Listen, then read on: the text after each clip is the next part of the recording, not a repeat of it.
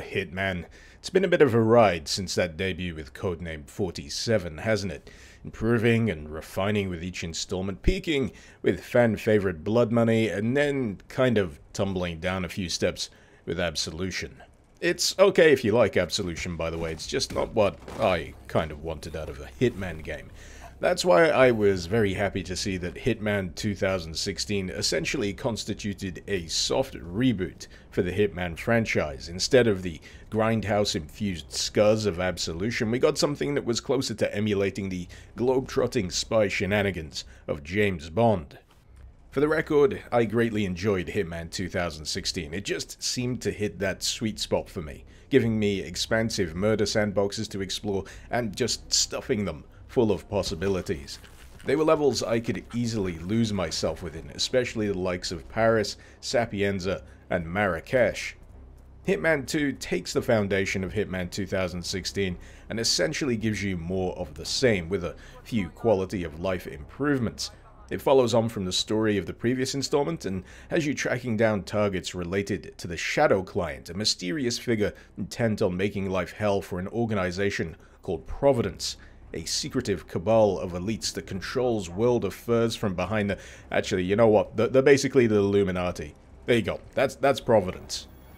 So with that out of the way, how about the new locations? Well, Hitman 2 gets off to a little bit of a false start with its opening level, Hawke's Bay. Set in New Zealand, it's the smallest location of the 6 currently available, and essentially serves as an introduction to the fact that you can now conceal yourself within dense foliage. The rest of it feels distinctly tutorial grade, which is odd when you consider that the prologue tutorials from Hitman 2016 are still freely available, and I'm pretty sure playable within Hitman 2. That's not to say that there isn't interesting things to do in Hawke's Bay. There's quite a few interesting and entertaining ways to off your target, and a litany of challenges to attempt, such as the good old suit-only silent assassin run.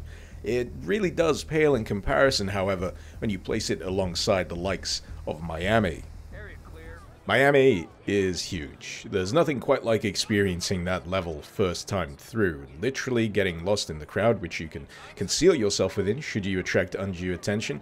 And just to get the full measure of it, I turned off the opportunities guide for this level and just let the entire thing wash over me. Eventually, I stumbled across some guy in a stolen flamingo costume seeking to blackmail none other than Sierra Knox, one of my targets, and honestly, I found it kind of easy.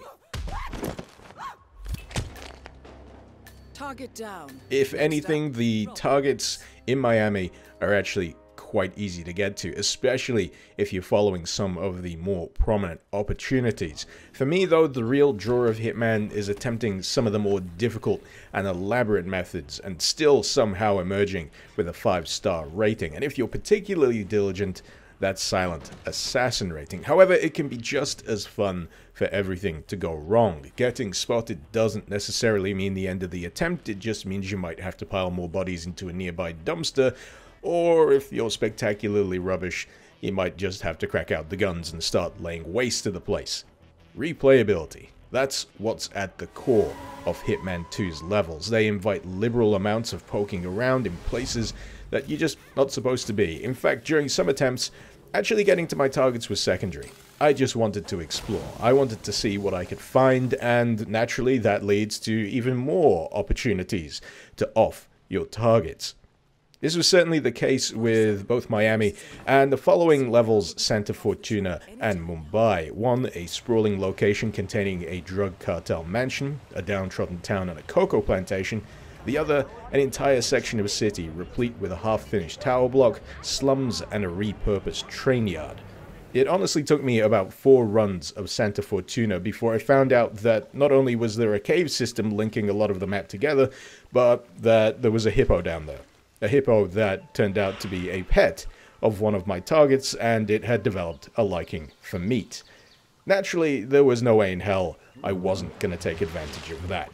This really is a game that constantly rewards your curiosity. Sure, you could rush through and finish the main story in 5 or so hours, but you'd only be doing yourself a disservice, merely glancing at the broad strokes instead of appreciating the background detail, and trust me when I say there is a lot of it. That's not to say that Hitman 2 is smooth sailing the entire time, however. My experience hit a little bump in the road with the introduction of a level named Another Life. Taking place in Whittleton Creek, Vermont, the level clearly positions itself as an expanded successor to fondly remembered Hitman Blood Money level, A New Life. Both taking place in idyllic suburb settings, each has you winding your way around ever-present bodyguards in order to get to your targets. Where Hitman 2's level deviates from the formula, however, is with the need to also collect 3 pieces of intel before you can finish the level. First time around, that's not particularly a problem. In fact, it's a great incentive for exploration as you hop garden fences and rifle through homes in order to root out the intel you need. It's in successive playthroughs, however, where it becomes a problem. What was once an interesting objective linking this level with where you'll be heading next instead becomes a mandatory chore that actively gets in the way of having fun with the level itself. Ideally, it feels like it should just be optional after you've done it once. The cat's out the bag, the player knows the details. Just let me crack on with blowing up Old Man Janice like he's some kind of unfortunate extra in Caddyshack. Just to go off on a brief tangent for a moment, Hitman 2 is probably one of the most satisfying games for throwing objects at people's heads. You've got soda cans, coconuts, fish, fire extinguishers, propane canisters, and of course, personal favorite, the briefcase. There is nothing quite like chucking a briefcase and seeing it defy the laws of physics as it majestically curves through the air before connecting with a glorious thunk. IO Interactive, please, for the love of all that is holy, never ever fix this. It's not a bug. It is now a glorious feature. I mean, by all means, take care of a few of the other things that occasionally pop up, like levitating NPCs, but seriously, keep the magical homing briefcase. It's just too good. Also, coincidentally, pretty good at storing sniper rifles. Who'da thunk? Gameplay-wise, I've not really got much to complain about. I thought the mechanics worked pretty smoothly in Hitman 2016, and they continue to do so here. Sneaking feels solid. You've got contextual prompts for sticking to cover, which also let you know that you're definitely going to be out of sight. And the return of the suspicion indicator means that you always know where the heat is actually coming from. If anything, Hitman 2 goes to great pains to make sure you know 100% when you've done goofed. Illegal items are marked as such, entering restricted areas gives you a bright yellow trespassing banner below the minimap, and a picture-in-picture pop-up lets you know when you've been spotted by a camera, when NPCs find a body, or when they go to investigate something out of sight. Aiding in the replayability of each level is the return of the mastery system. Also present in Hitman 2016, it encourages you to attempt a variety of assassination methods in order to tick them off the list and unlock yet more toys for you to play with in successive attempts, which can be both used in that level and across all others. Though Hitman veterans may lament the loss of the system from Blood Money that had you buying tools with in-game currency, I find that this system feels more forgiving to the Hitman newcomer, opening up in tandem with the player discovering more about the levels and the tactics that they can exploit.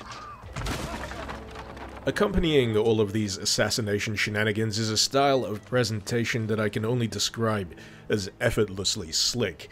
The levels themselves look fantastic, but boosting things even further is the soundscape of Hitman 2, not just in sound effects for things such as weapons, but things like musical stingers that announce your arrival in restricted areas, heightening the already present tension of being caught.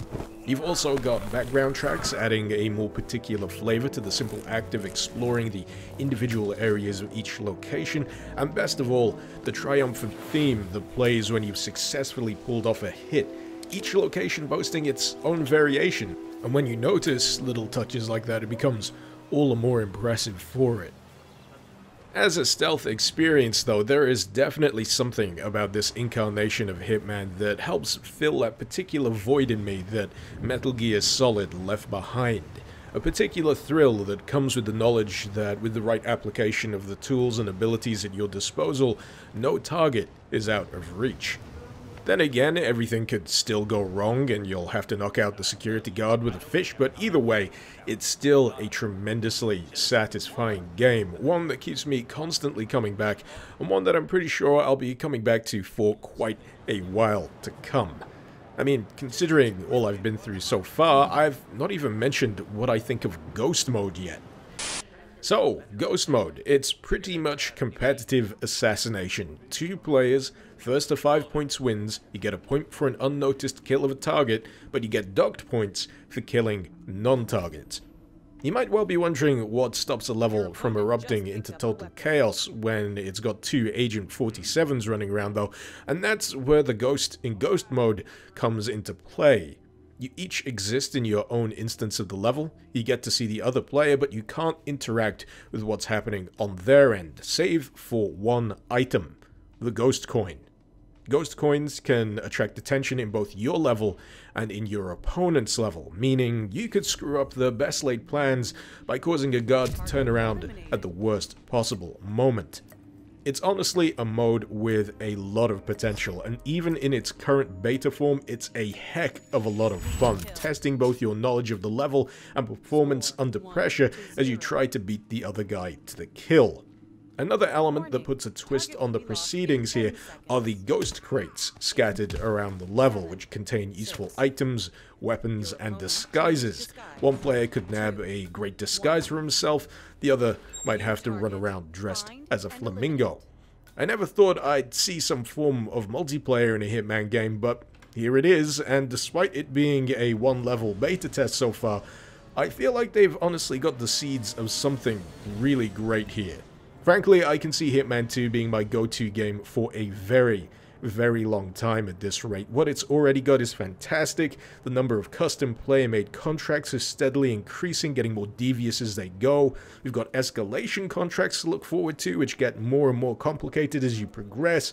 And we've also got the return of elusive contracts. One-shot assassinations kicking off with an opportunity to add yet another entry on the Sean Bean death list. If anything, it's a really damn good time to be a fan of Hitman, and if you've ever been curious about the series, there has never honestly been a better time to get started. So there you go, that is what I think of Hitman 2. It's pretty freaking great. Hopefully you've enjoyed this video. Feel free to let me know what you thought in the comments below, and while I'm at it, I'd like to give a great big thank you to my wonderful patrons over on Patreon. Thank you so much for supporting the channel and for helping to make content like this possible. If you're interested in lending a hand yourself, maybe you'd like to see your name in the credits, or maybe you'd like to get your hands on early editions of my videos before everyone else, in which case you'll find the link to my Patreon, among other things, in the description below. This has been Mr. Icarus. Thank you very much for watching. Icarus out.